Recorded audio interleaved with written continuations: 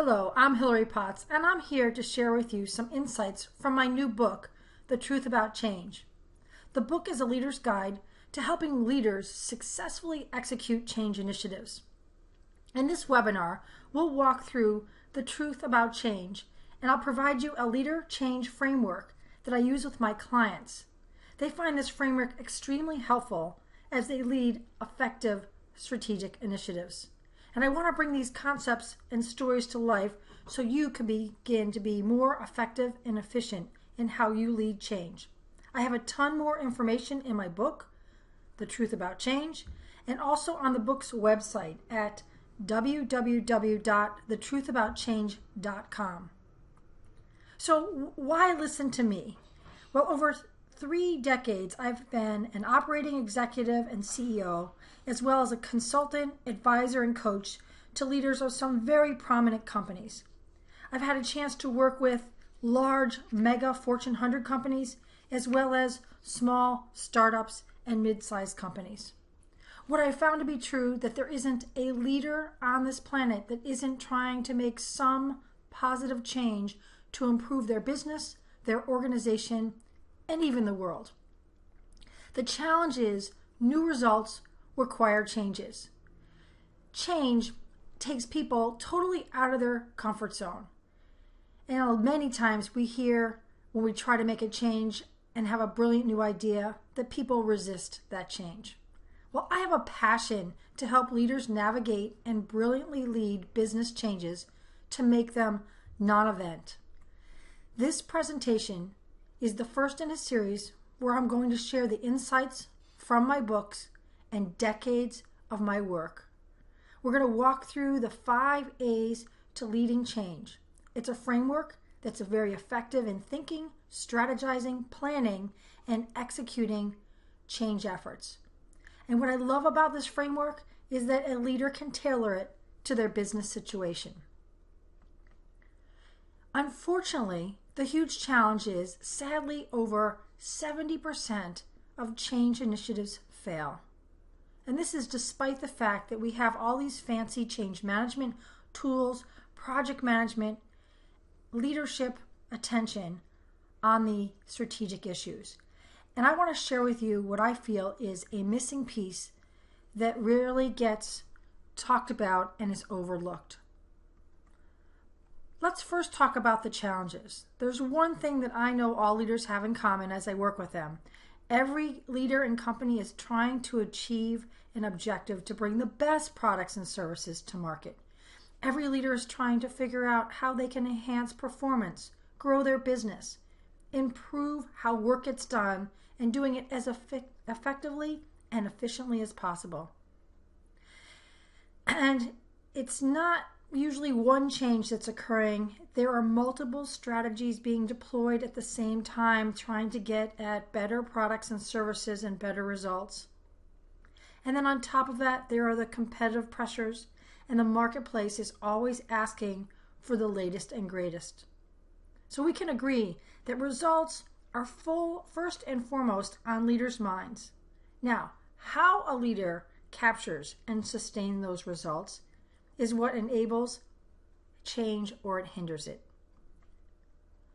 Another challenge is that work is done by people, and most people want to see changes, but when it comes down to making the change, most people, well, they simply don't want to be changed.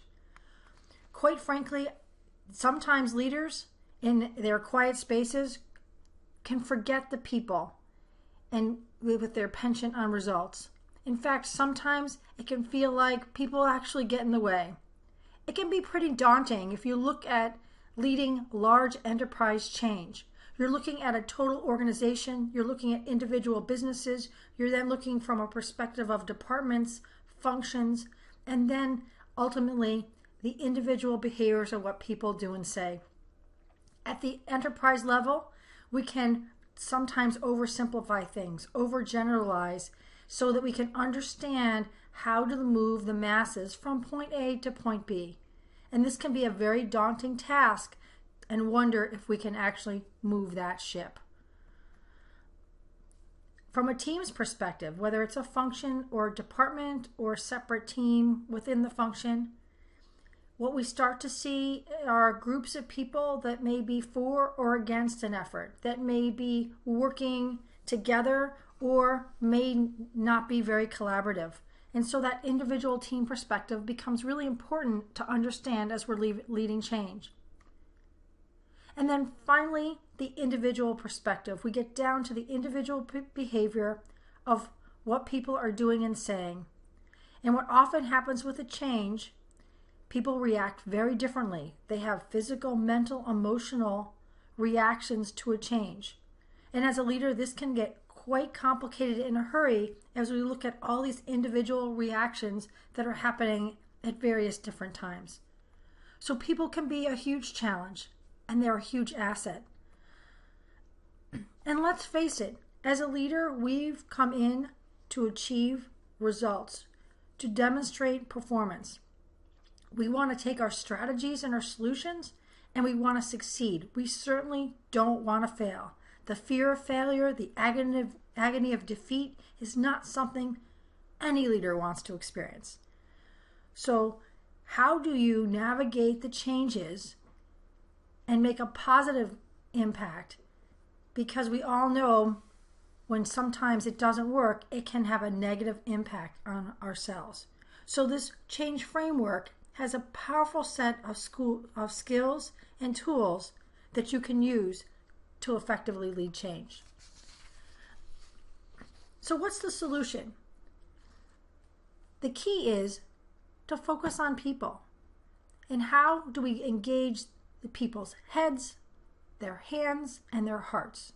How do we take the risk out of the implementation when we have all these moving parts of the enterprise, the team, and the individual perspectives? And how do we take that and create an equation that brings people into the solution, not out of it? So much time and effort is spent on the ideation, the solution, the strategy, the process. And there is some time spent on the people and the training aspects.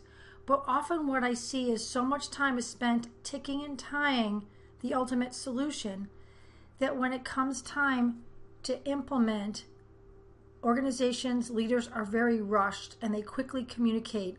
And the missing link is that the brilliant idea and strategy that leads to the end results doesn't tie together when we don't appropriately make sure that we're leading change through people. Over the decades in my work, I've found that there are these 5 key A's that help lead change, and they are agreement and alignment, acceptance, action, accountability, and acceleration. And we'll go over each one in a little bit more detail. First, agreement and alignment, and I call them out separately, and I also bring them together, and here's why. Just because a leader tells the group about a new strategy doesn't mean that people will automatically fall in line and start to work in the new way. Have you ever been in a meeting where just before a break the group came together to make a decision, but in the hallway you're talking to one of your colleagues and it's pretty clear that you are interpreting that decision very differently? So gaining agreement around a shared vision and approach is more than just putting it on a piece of paper and making a decision. You need to work to test that and test the perspectives from which you're all coming from to say, are we truly understanding and agreeing, or do we just want to move on to the next step? Then there's alignment, and I'm going to call them out differently.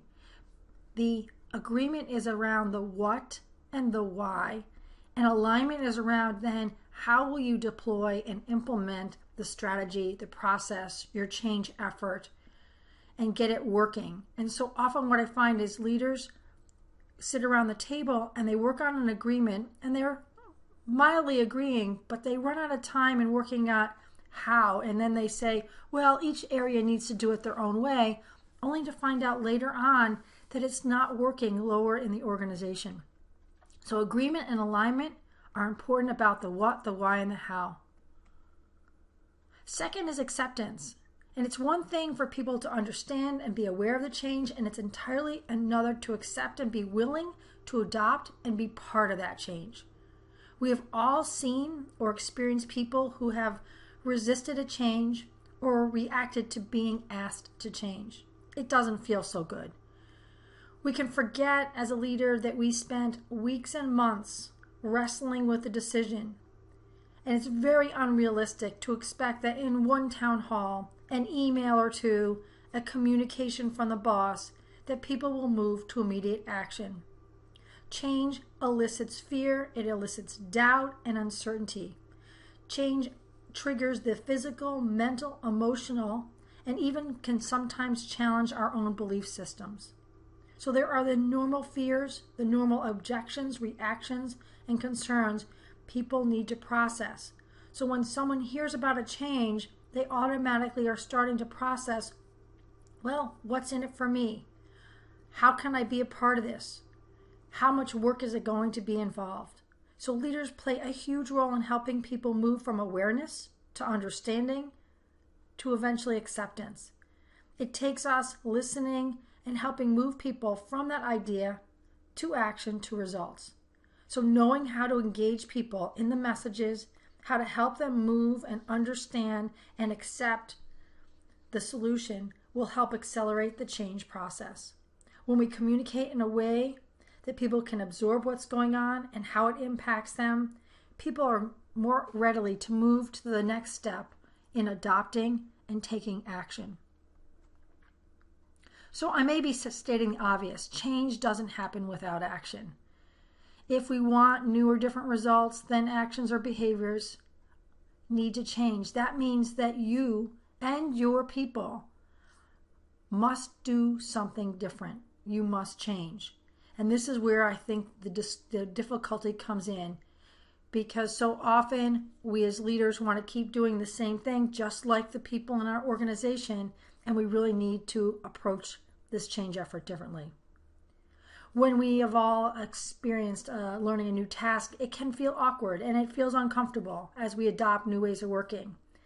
As we deploy a new strategy or implement a new process, it could mean hundreds of new actions for our people. And as leaders, we can sometimes take this for granted and wonder why it's just taking us so long to implement a change. So to accelerate change, we can do a couple things. First, identify the critical path of new behaviors that you're requiring in the organization.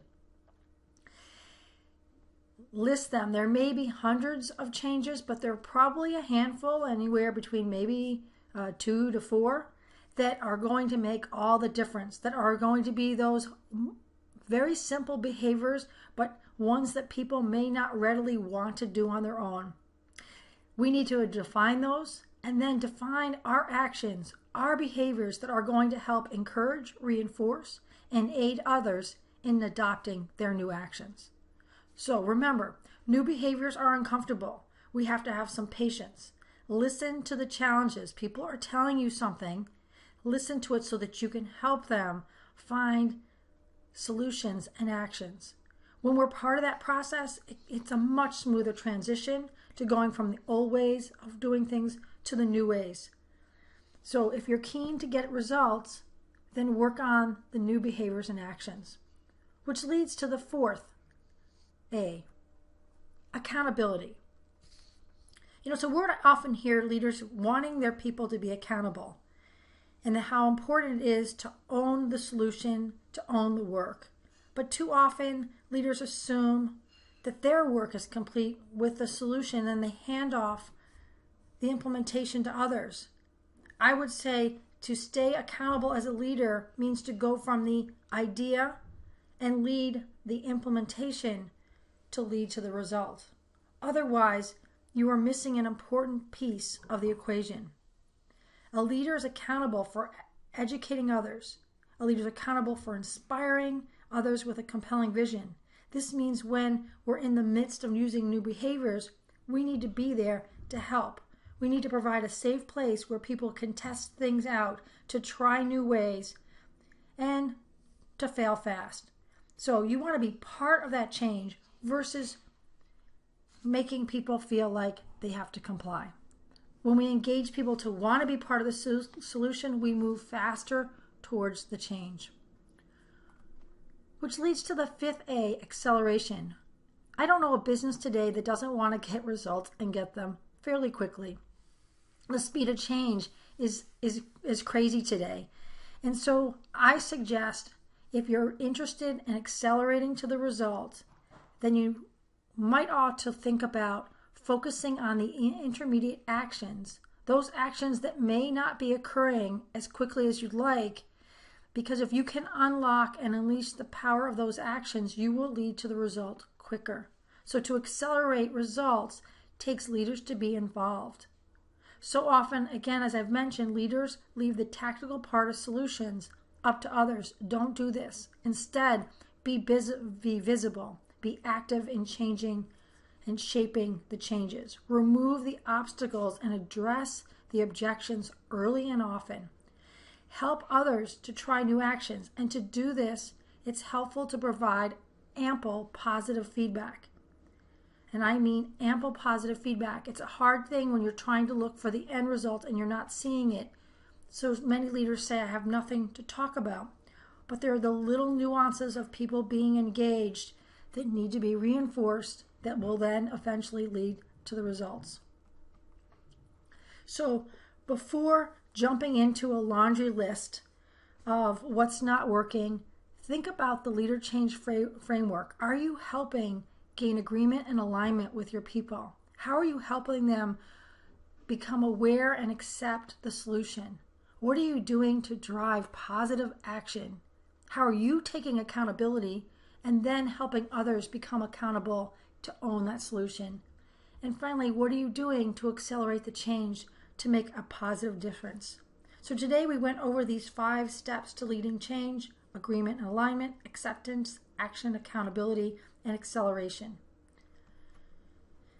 In my next segment, which I don't want you to miss, I'm going to go into more details about how to gain agreement and alignment. We'll walk through in the next video what you can do with your leadership team, some easy actions. But in the meantime, I have resources on my website, www.thetruthAboutChangeBook.com, as well as be sure to pick up my book, The Truth About Change. It's on Amazon. It's a guide to helping leaders successfully execute change initiatives. I am really excited to talk to you next time, so be sure to tune in. And until we talk again, bring your best self to leading change. I'm Hillary Potts. Bye for now.